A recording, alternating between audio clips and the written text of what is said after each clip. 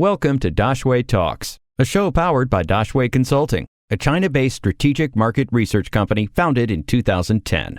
With Dashway Talks, you will stay up to date with all the latest business updates in China. Every day, you will learn from China-based experts who share their knowledge about the Chinese market in 2 to 5 minutes.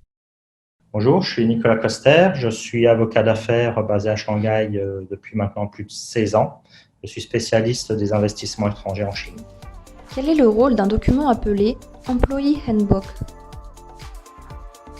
L'Employee Handbook, c'est le règlement intérieur de la société. Donc, c'est le document qui définit l'intégralité des règles applicables aux salariés à la société, au sein des locaux de la société, à l'extérieur, dans le cadre de la relation professionnelle.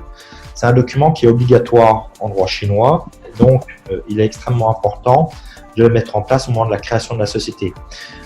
Tout changement de l'Employee Handbook nécessite de consulter les salariés. Alors, il y a certaines villes, ils demandent même l'accord des salariés, mais la plupart des villes chinoises demandent la consultation préalable des salariés avant la mise en place de la nouvelle version de l'Employee Handbook. Donc, c'est extrêmement important de le mettre en place dès le début de la société. Et c'est justement dans ce document qu'on définit les horaires de travail, qu'on définit les procédures internes en cas de maladie, en cas de congé maternité, pour venir préciser la loi qui est parfois imprécise. On définit également tous les cas de licenciement qui ne nécessitent pas de payer une compensation. Quelle est la durée de la période d'essai en Chine? Alors, la période d'essai en Chine est encadrée de 1 à 3 mois en règle générale, maximum 3 mois, possibilité de la renouveler une fois avec l'accord de l'employé. Donc, ça dépend de la durée du contrat de travail. Si c'est un CDI, vous pouvez aller à 3 mois et le renouveler une fois 3 mois avec l'accord du salarié. Si c'est un contrat d'1 an, ça doit être inférieur à 1 mois. Est-ce qu'il y a des différences de droit du travail entre les différentes provinces en Chine?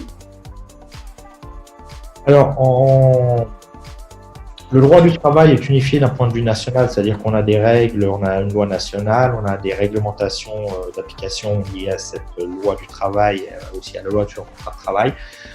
Après, les lois nationales sont peu précises sur beaucoup de points, et donc il y a souvent des réglementations locales au niveau provincial, voire au niveau de chaque ville. Donc, quand on sort, entre guillemets, de notre périmètre et qu'on s'implante ailleurs pour une succursale, c'est important de vérifier